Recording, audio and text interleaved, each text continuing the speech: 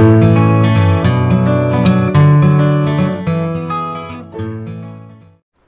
बच्चों, मैंने 64वीं बीपीएससी के लिए जो इंटरव्यू दे रहे हैं उनके एलएसडब्ल्यू के वीडियोस बना के भेज रहा हूं। पिछले सेगमेंट में मैंने गरीबी पर चर्चा की थी सोशल सेक्टर में। वो चर्चा थोड़ी अधूरी थी, उसी को क्रम को आगे बढ़ाना है। आज उसको मैं पूर्ण करने जा रहा हूं। बहुत बड़ा सेगमेंट है वैसे गरीबी, और यहाँ से प्रश्न आने चाहिए। अमूमन मैं देखता हूँ कि सोशल सेक्टर से ही प्रश्न ज़्यादा पूछे जाते हैं, और चूँकि बिहार में गरीबी ज़्यादा है इसलिए उसके क्या कारण हैं, उससे निपटने के आपके पास क्या समाधान है, सरकार के क्या प्रयास हैं, कौन कौन सी योजनाएं इसके संबंध में चल रही है, इन सब पर प्रश्न ज़्यादा पूछे जाते हैं। अभी जो प्रश्न मैं पूछ रहा हूँ बहुत लड़कों से पूछा भी हूँ, बच्चों से पूछा भी हूँ। बहुतों ने अच्छे जवाब दिए।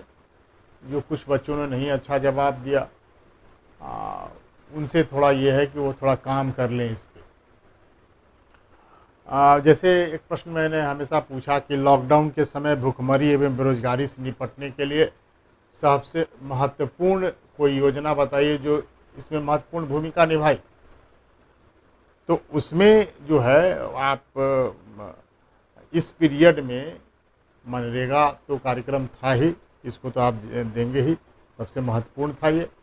इसमें आप जवाब क्या देंगे मैं उसको बता रहा हूँ कि लॉकडाउन में बिहार सरकार ने लगभग 1.25 लाख प्रवासी श्रमिक जो अन्य राज्यों से लौट कर आए उनके लिए काम मांगो अभियान चलाया। ये देखिए, ये बहुत कम बच्चों ने बताया, सबने बताया उसी रूप में, लेकिन ये अभियान का नाम किसी ने नहीं लिया। काम मांगो अभियान चलाकर जॉब कार्ड बनवाया। सबके जॉब कार्ड बने हैं इन दिनों, बहुत जॉब कार्ड बनाए गए। उन्हें प्रधानमंत्री आवास योजना, ग्रामीण वृक्षारोपण, ठीक है। अब इस ग्रामीण वृक्षारोपण, तालाब की खुदाई, इन सब को आप जन जीवन हरियाली का नाम लेते हुए आप बोल सकते हैं। वो कईयों ने बोला भी। ग्रामीण वृक्षारोपण, छोटे तालाबों का निर्माण, गड्ढे खोदकर जल का संचयन, सब देखिए, जल जीवन हरियाली तीनों हो गया, जल का संचयन भी हो गया, ठीक है। जीवन के अंतर्गत में तमाम चीज़ें आए जल जीवन में, वो सभी चीज़ें हो गई, और हरियाली तो आप वृक्षारोपण और ये सब हो ही गया, ठीक है। इसको कराकर नियोजित किया गया। तो आपको क्या करना, 1.25 लाख प्रवासी मजदूरों का जॉब कार्ड बनाया गया, काम मांगो अभियान, ठीक है। ये अभियान चलाया गया, ठीक है। बिहार सरकार ने ये बहुत महत्वपूर्णता के साथ, उत्तर प्रदेश सरकार ने भी कराया, कई अन्य सरकारों ने भी कराया, सब जगह अलग अलग जगह से काम मूलतः यही हुआ, लेकिन तरीके सबके थोड़े अपने अपने जगह पे अपने अपने नाम डाल दिए गए, ठीक है। दूसरा, प्रधानमंत्री आवास योजना। अब ये जो है इस पीरियड में भी चला, ठीक है। ये 2022 तक सबको आवास उपलब्ध कराने का जो लक्ष्य रखा गया, उसके तहत जो बजटीय प्रावधान भी किए गए थे, लेकिन लॉकडाउन के पीरियड में थोड़ा लंबित थे। तो लॉकडाउन जैसे ही थोड़ा रिलैक्स किए गए, काम को बढ़ाने का सरकार की ओर से प्रयास किया गया, तो जो लंबित आवास थे उसको क्रियान्वित करने का प्रयास किया गया। तो यह योजना जो चली शुरू हुई थी 1985-86 में, आप उसी तरह बोलेंगे कि महोदय ये योजना 1985-86 में शुरू हुई थी, जो उस समय उसका नाम इंदिरा आवास योजना था, जिसको बाद में 2016 नवंबर 2016 में इसका नाम बदलकर प्रधानमंत्री आवास योजना कर दिया गया। यह योजना ग्रामीण विकास मंत्रालय द्वारा चलाई जाती है। अब देखिए, मैं आपको बताऊं, जो भी योजना चलती है बेटा, उस योजना का मंत्रालय कौन है ये जरूर जानिएगा, ठीक है। इंटरव्यूअर आपसे जानना चाहता है ये मंत्रालय कौन सा है। और कई बच्चे इसको ध्यान नहीं देते हैं, गलती बहुत करते हैं। और उसका मंत्री वर्तमान में कौन है और बिहार सरकार में कौन है, इसलिए चीज़ों को समग्रता में जानने की कोशिश कीजिए, ठीक है। यह योजना ग्रामीण विकास मंत्रालय द्वारा चलाई जा रही है। इस योजना के तहत 2022 तक गृह विहीन जो लोग हैं उनको घर उपलब्ध कराना है। SC ST BPL दिव्यांगजन लोगों के लिए विशेष रूप से सहायता योजना है। योजना में सहायतार्थ राशि जो प्रदान की जाती है मैदानी क्षेत्र के लिए 1,20,000 रुपया और पहाड़ी क्षेत्रों के लिए 1,30,000 रुपया दी जाती है। और इस योजना में केंद्र और राज्य का जो वित्तीय बंटवारा है वो 60:40 के बीच में है। ठीक है, ध्यान में रखिएगा 60:40 का रेशियो है केंद्र और राज्य के बीच में वित्तीय बंटवारा। ठीक है, ये तो रहा प्रधानमंत्री आवास योजना के संबंध में। अब हम आते हैं दूसरी योजनाओं के संबंध में। अब प्रश्न पूछा जा सकता है कि बताइए कि ग्रामीण क्षेत्रों में या किसी शहरी क्षेत्रों में, किसी भी क्षेत्र में जो गरीब लोग हैं, जो लक्षित समूह के लोग हैं, उनके लिए आप खाद्य के लिए संबंध में सरकार ने क्या योजना बनाई है या खाद्य सुरक्षा क्या बनाई है योजना। तो इसमें आप जन वितरण प्रणाली का नाम देंगे, PDS सिस्टम का नाम देंगे। बोलिएगा महोदय खाद्य सुरक्षा सुनिश्चित करने के लिए खाद्यान्नों की जन वितरण प्रणाली शुरू की गई। इसका जो लक्ष्य है सब्सिडी के आधार पर जो लक्षित समूह हैं उनको खाद्यान्न उपलब्ध कराना। न्यूनतम समर्थन मूल्य पर सरकार जो है खाद्यान्न खरीदती है और उसका भंडारण करती है और उसको सब्सिडी के मूल्य पर गरीबों में उसका वितरण करती है। ये प्रक्रिया है। अब ध्यान में रखिएगा अभी जो है नया कृषि कानून बनाया गया। अब वो विधेयक पारित हो चुका है लोकसभा में भी, राज्यसभा में, अब राष्ट्रपति के दस्तखत के लिए गया। अब वो कानून तो बन ही गया एक तरह से। अब वो चाहे उस पर विवाद भी रह रहे हैं। कई जो है जो सत्ताधारी दल के साथ थे, अकाली दल खासकर, उसने इस्तीफा भी दे दिया और वो विरोध भी कर रहे हैं इस बिल का, इस कानून का। विपक्ष तो कर ही रहा है, तमाम विपक्ष कर रहे हैं। तो ये इसमें पूछा जा सकता है, चूँकि इसमें विपक्ष ने आरोप लगाया है कि ये न्यूनतम समर्थन मूल्य को सरकार खत्म करने जा रही है। हालांकि प्रधानमंत्री ने और गृह मंत्री ने आश्वासन दिया है कि ये न्यूनतम समर्थन मूल्य खत्म नहीं होगा। लेकिन इस बिल पे अभी आना, हम लोगों ने विस्तार से इसको देखा नहीं है कि ये कानून हमें और क्या है। जब आ जाएगा तब मैं इस पर जब विशेष रूप से चर्चा कर पाऊँगा।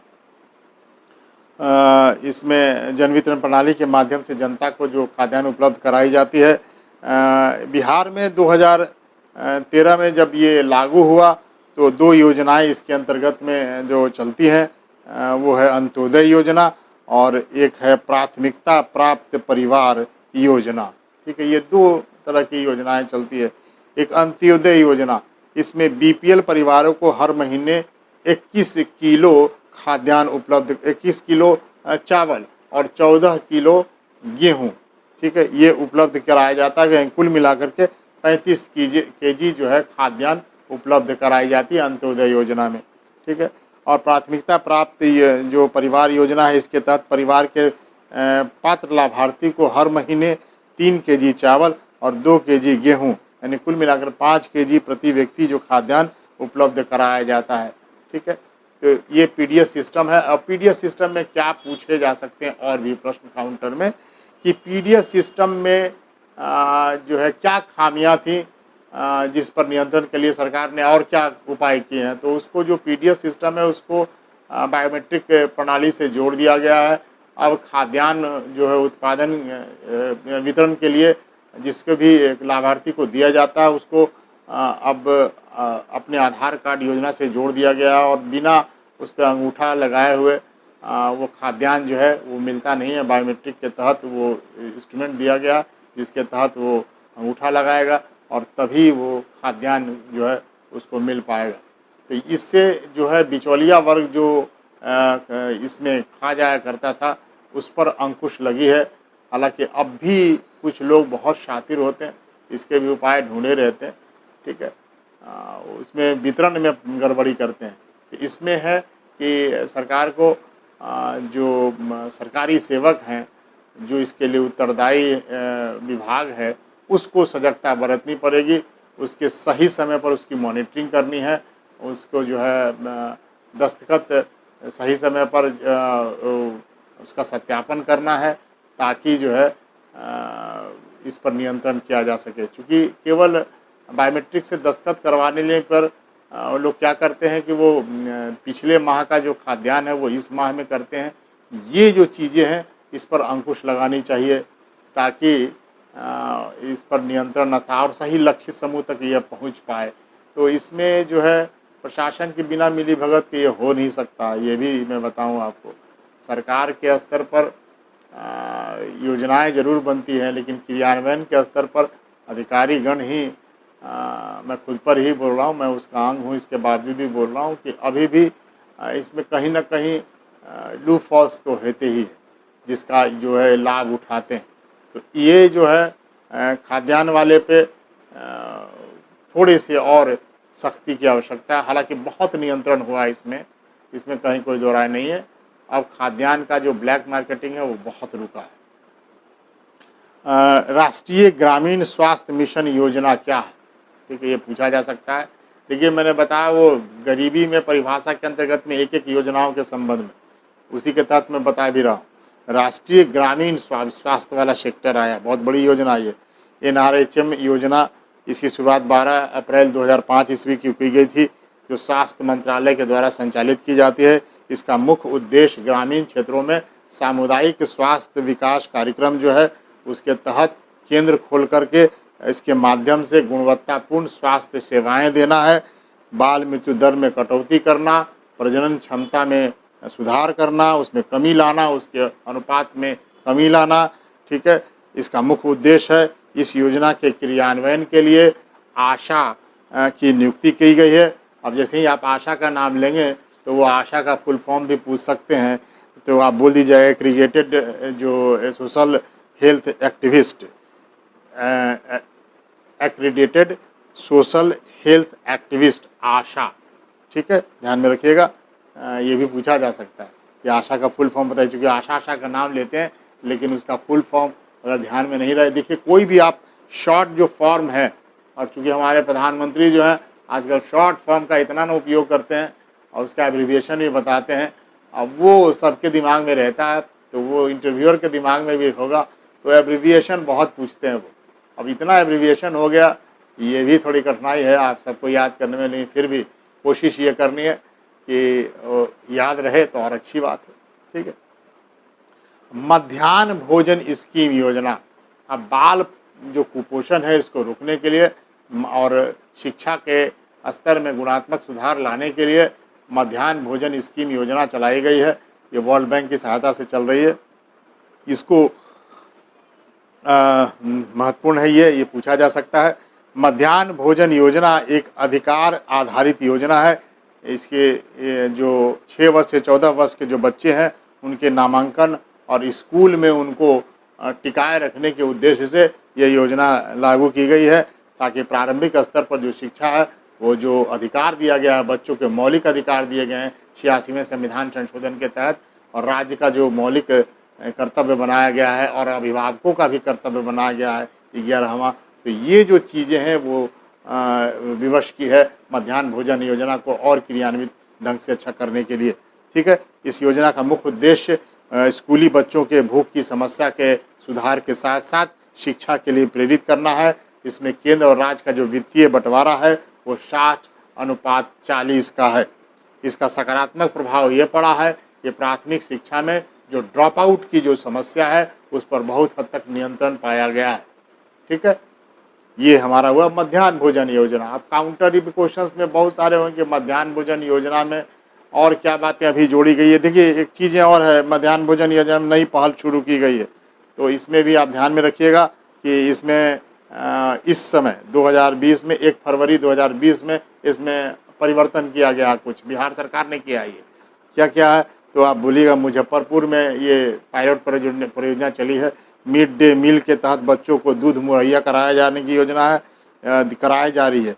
चूँकि इस क्षेत्र में कि जो बच्चे हैं मुजफ्फरपुर वाले में वो दिमागी बुखार जो मेनिंजाइटिस कहते हैं उससे ज़्यादा पीड़ित होते हैं, तो इन बच्चों में प्रतिरोधक क्षमता उत्पन्न हो इसके लिए उनको दूध मुहैया कराए जाने की बात की है। 150 ml दूध प्रतिदिन दिया जाता है, उसको पाउडर के फॉर्म में दिया जाता है, बच्चे अपना जो है घोर के पीते हैं 150 ml दूध। तो ये नई पहल शुरू की गई है और वो भी मुजफ्फरपुर के इलाके में। क्यों की गई ध्यान में रखिएगा, यहाँ से शुरू क्यों क्यों शुरू किया गया? तो वो है दिमागी बुखार यानी मेनिंजाइटिस के पर नियंत्रण के लिए। ठीक है।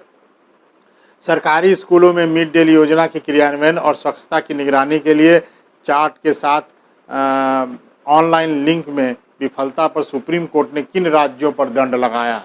ये अभी अभी हुआ कि कुछ राज्यों पर कि आपने इसमें स्वच्छता के कार्यक्रम को ध्यान में रखते हुए और स्वास्थ्य को दिमाग में रखते हुए मिड डे मील योजना में आप एक चार्ट बनाइए, प्रतिदिन क्या आप खिलाएंगे इसके ऊपर आपको चार्ट होना चाहिए। इसको फॉलो करना है कि बच्चों में कुपोषण जो है वो नहीं हो। मंडे को कुछ अलग मीनू होगा, ट्यूसडे को कुछ अलग मीनू होगा, लेकिन बहुत कम जगह इसको फॉलो किया जा रहा है। इसको लेकर के सुप्रीम कोर्ट ने 5 जो है राज्यों को इस पर प्रतिबंध लगा, इस पर दंड लगाया है, और वो है दिल्ली, अरुणाचल प्रदेश, उड़ीसा, बिहार, मेघालय, जम्मू कश्मीर। 6 होगा, हम समझते हैं 6 होगा। 6 दिल्ली, मतलब ये दिल्ली को भी अगर राज्य के रूप में ही गिन लें, अरुणाचल प्रदेश, उड़ीसा, बिहार, मेघालय और जम्मू कश्मीर, इन सब पर 1 लाख का जुर्माना, दिल्ली पर 2 लाख और इन 5 राज्यों पर जो है 1 लाख रुपए का जुर्माना लगाया गया। सुप्रीम कोर्ट ने यह सज़ा एक NGO जो अंतर्राष्ट्रीय मानव अधिकार निगरानी परिषद, ये अंतर्राष्ट्रीय मानव अधिकार निगरानी परिषद ने, ये NGO है जो कि वाद दाखिल किया था इस संबंध में, यहाँ इसका क्रियान्वयन ठीक से नहीं हो रहा है, तो दंड दिया गया है और कहा गया है कि दंड की राशि ये कोर्ट के जो अकाउंट बताए गए उसमें जमा होंगे और इसके कल्याणार्थ के लिए बाद में काम किए जाएंगे। तो ये जो चीज़ें हैं ये पूछी जा सकती है, चूँकि अभी हुआ है, दंड अभी लगा है, जिसमें बिहार पर भी लगा है, तो ये पूछा जा सकता है कि क्रियान्वयन नहीं होने की वजह से ही दंड लगाए गए हैं। इसके संबंध में आपको क्या कहना है? ठीक है, अब आते हैं नेक्स्ट पॉइंट पर, वो है शिक्षा से संबंधित। अब सर्व शिक्षा अभियान के बारे में पूछा जा सकता है, चूँकि शिक्षा की सबसे बड़ा ये योजना है, ये सर्व शिक्षा अभियान वर्ल्ड बैंक की सहायता से चलाया जा रहा है। सर्व शिक्षा अभियान जो है वो प्रारंभिक शिक्षा का सर्वव्यापी सुनिश्चित करने के लिए सरकार एक अग्रणी योजना मानी जाती है। इसको संविधान के 86वें संविधान संशोधन के अनुसार 6 से 14 वर्षों के बच्चों को ये 21A के अंतर्गत जो मौलिक अधिकार दिया गया है, इसका मुख्य उद्देश्य प्रारंभिक शिक्षा में सामाजिक, क्षेत्रीय एवं लैंगिक जो विभेदीकरण है, अंतराल है, इसको दूर करना है। बिहार में इस योजना का क्रियान्वयन बिहार शिक्षा परियोजना के तहत की जाती है। इसमें SC, ST, महिलाओं और अल्पसंख्यक वर्ग के बच्चों को विशेष रूप से तरजीह दी जाती है। इसमें वित्तीय जो अनुपात है वो केंद्र और राज्य के बीच में 60:40 का है। ठीक है, ध्यान में रखना, ये अधिकांश जो योजनाएं हैं उसमें 60-40 का ही रेशियो है। ठीक है, अब ये रेशियो 60-40 वाला रेशियो क्या करता है? ये 50-50 पहले था, ठीक है, कुछ योजनाओं में फिर 60-40 हो गया, फिर देखें पहले कुछ योजनाओं में 80-20 का रेशियो है। अब इसके पीछे रीज़न क्या थे, क्यों ये सरकारी आयोग आने के बाद हुआ, ये सब चीज़ें हैं, मेंस वाली चीज़ें हैं, ये कभी मैं अलग पढ़ाऊँगा तब आपको बताऊँगा। प्रधानमंत्री गरीब कल्याण योजना क्या है? ठीक है, अब ये नया योजना शुरू हुआ, अभी पूछा जा सकता है।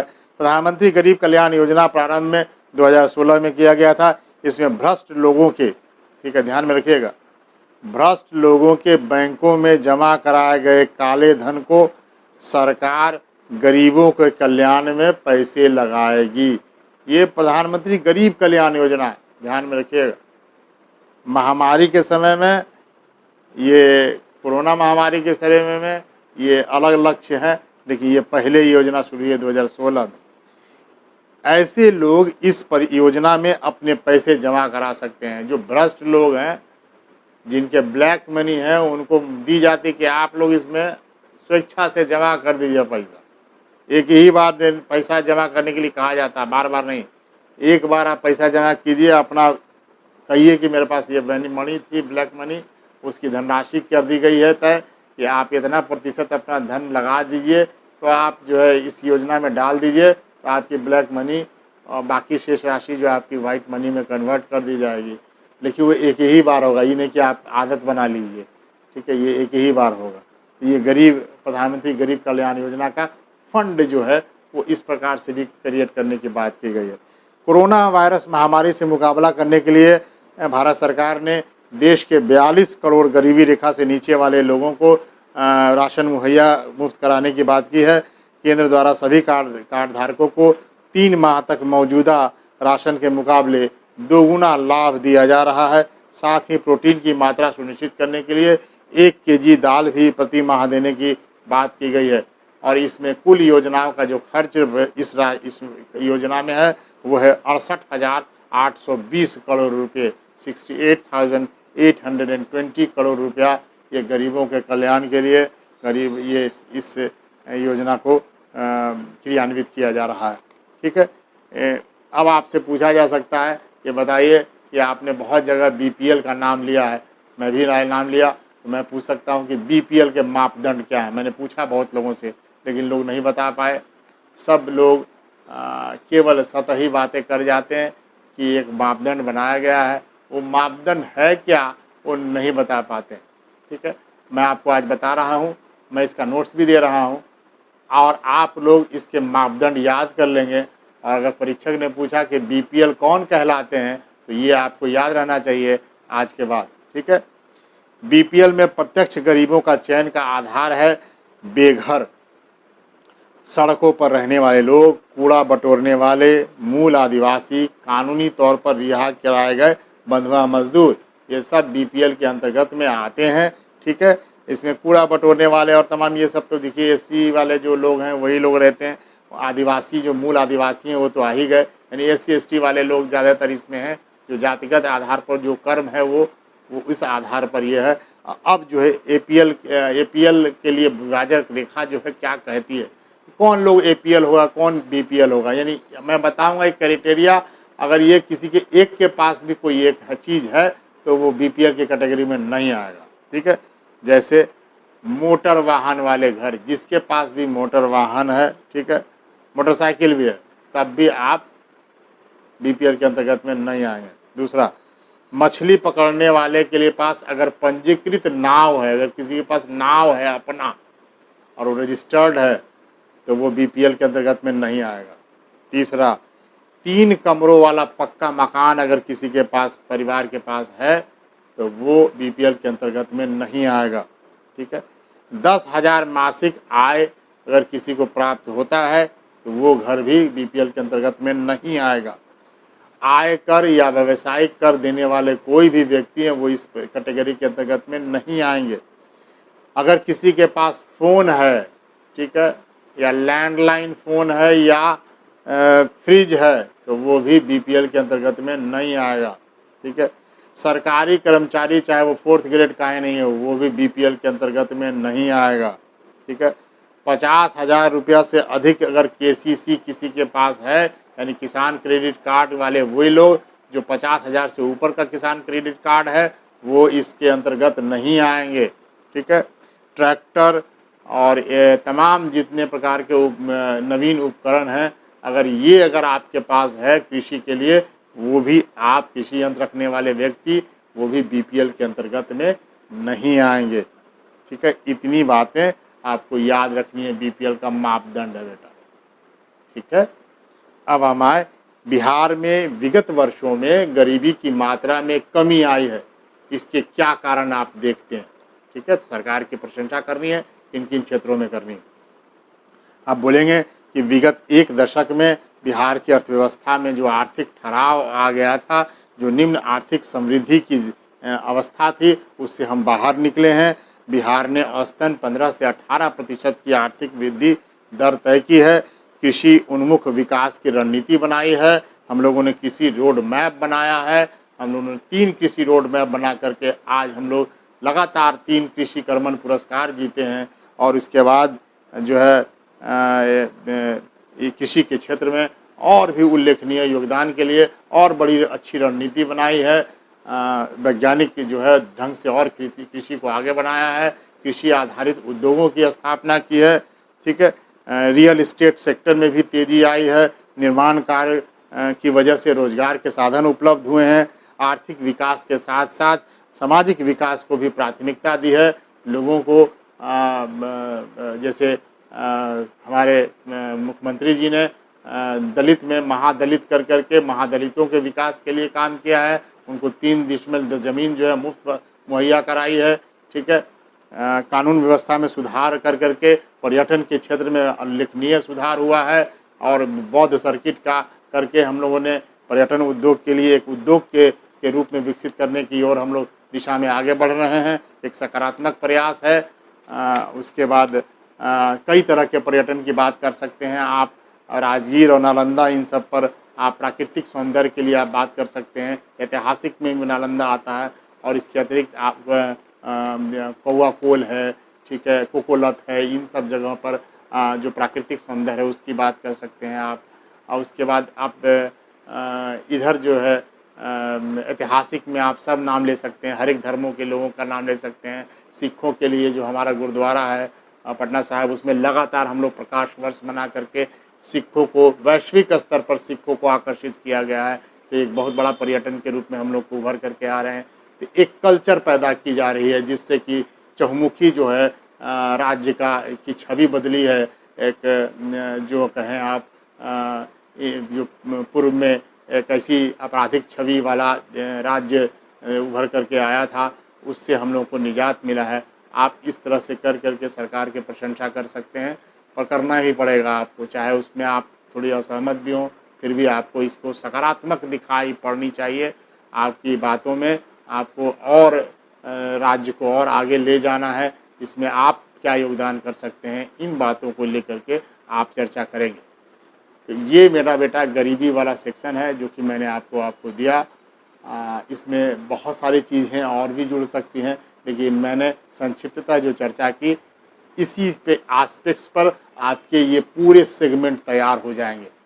ठीक है, और जो बातें नहीं जुड़ती जाएंगी उन सबको आप इसमें समाविष्ट करते जाएंगे और अपना एक रियल नोट्स अपना बना लेंगे ताकि इस पर आप काम कर सकें। इसको आप लास्ट आवर में रिवीजन भी कर सकें और इसकी प्रैक्टिस कर लें, ताकि हम जब पूछें आपसे तो आप एकदम उसी तरह उत्तर दें। कुछ बच्चे एकदम पचा जाते हैं। एक लड़की जो थी वो देखिए गांव में रह रही हैं, मैं उस लड़की से बड़ा खुश हुआ। वो गांव में रह रही थी और उसे तैयारी भी गांव में रह करके की। और जब मैं उससे LSW से मैं लगातार उससे प्रश्न पूछता गया और वो लगातार जवाब देती गई। और वो मैं ये नहीं कहूँगा कि मेरा ही वाला, लेकिन उसने पढ़ा जरूर था मेरे नोट्स को, इतने अच्छे ढंग से सुना था कि उसने शब्द सब वो इससे का प्रयोग करते हुए बड़े सशक्त ढंग से बताया उसको।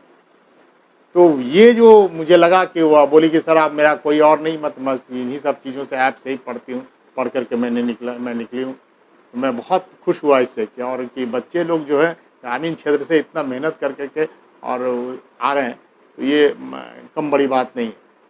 और तो इसी तरह बेटा जो है मैं चाहता हूँ कि सुदूर तक मैं पहुँचूँ, उन बच्चों तक पहुँचूँ जो मुझ तक नहीं पहुँच पाते, मैं उन तक पहुँचना चाहता हूँ।